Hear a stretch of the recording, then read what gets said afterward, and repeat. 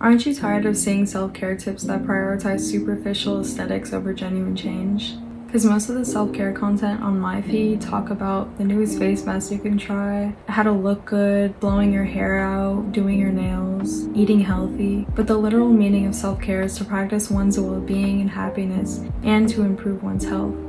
But don't get me wrong, I'm not saying that the newest face mask for dry skin or looking better overall is toxic. I'm just going to be focusing more on the mental, emotional, and somewhat physical aspects of self-care. First of all, self-care as a whole should be focused on how to get better from the inside out, and then it'll start reflecting on your outside physical appearance. Because you could have all the best skincare and eat the healthiest foods out there, but if you don't work on the mental and emotional aspects, then it's not true self-care. If you're watching this video right now, I'm pretty sure you have a notes app. So what I recommend doing is taking out your notes app, pause this video, take at least 5 minutes, write all the things you love to do and all the things you don't feel so great doing. And I promise you, once you're aware of all the things you like to do, even if it's small like petting your dog or something, once you're aware of the things you love to do that make you feel good, you're gonna want to keep doing them, and then it'll automatically keep your vibrations high throughout the day. The very first step I have on here is meditation paired with yoga. Now, meditation is often overlooked because some people think you can't have any thoughts at all, and they think their mind has to be completely silent as they're meditating, but that's not true at all. Meditation is being aware of your thoughts from a different perspective. So you can think, just be aware of the thoughts that are popping up and don't dwell on them, just observe them from a different perspective. Meditation paired with yoga can help calm your nervous system in high times of stress, and you'd be surprised what one deep breath can do for your entire day. And then imagine 10 minutes what that can do for your whole entire day. Yoga specifically helps you feel more connected to your body, and it also helps you to become more in the present moment, just like meditation. I kind of think of yoga as a moving meditation because your mind is still doing the same process as meditation. The second step I have is to just make peace with the present. Just know that everything in your life has happened for a reason to help you become the person you are today. I know not everything was rainbows and happiness. There were some hardships in your life that brought you to who you are today. But you need to first be able to make peace with your past to make peace with your present. One thing that can help you do that is shadow work, which I already made a video on that you can watch, linked in the description.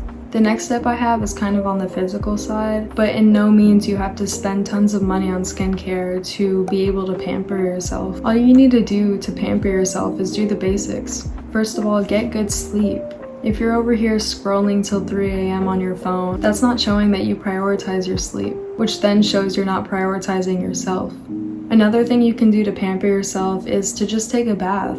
You don't need to have any fancy products or anything. Just taking a bath and just even meditating in the bath can help you feel self-love and self-care. And if you really truly wanted to do face masks, it's still good for pampering yourself. You can just take what you have in your kitchen, look up homemade face masks, and just do it yourself. The fourth step is something called EFT Tapping. I'm gonna do a video more in depth with this, but for now I'll just explain the basics. So basically EFT tapping, from what I understand, is to help you regulate your nervous system. And it's good for anxiety, manifestation. It's good for anything really. All you really have to do is look up EFT tapping for blank in YouTube and a bunch of stuff will come up. And it'll teach you how to do EFT tapping, and you'll notice you'll instantly feel better because your system is now regulated. You're not in fight or flight anymore. Number 5 is creating a good morning routine and night routine for yourself. It doesn't have to be like 40 steps. It can just be when you wake up in the morning, you have a cup of tea, and you do your face care routine, and you floss and brush your teeth. As long as you don't wake up and scroll on your phone for 3 hours and then get up and start your day. And then for a night routine, I'd recommend winding yourself down before you go to sleep, and an hour before bed, try no phone or screen time because it helps your mind prepare yourself to go to bed. Sometimes I drink tea before bed to help me wind down for sleep. I also do stretches before bed to help as well. Number 6 is to just take a walk in nature alone or with someone you love.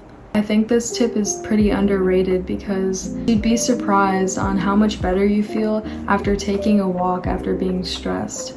It gives you time to clear your head and you're breathing in fresh air instead of being cooped up in your room, dwelling on the negative thoughts.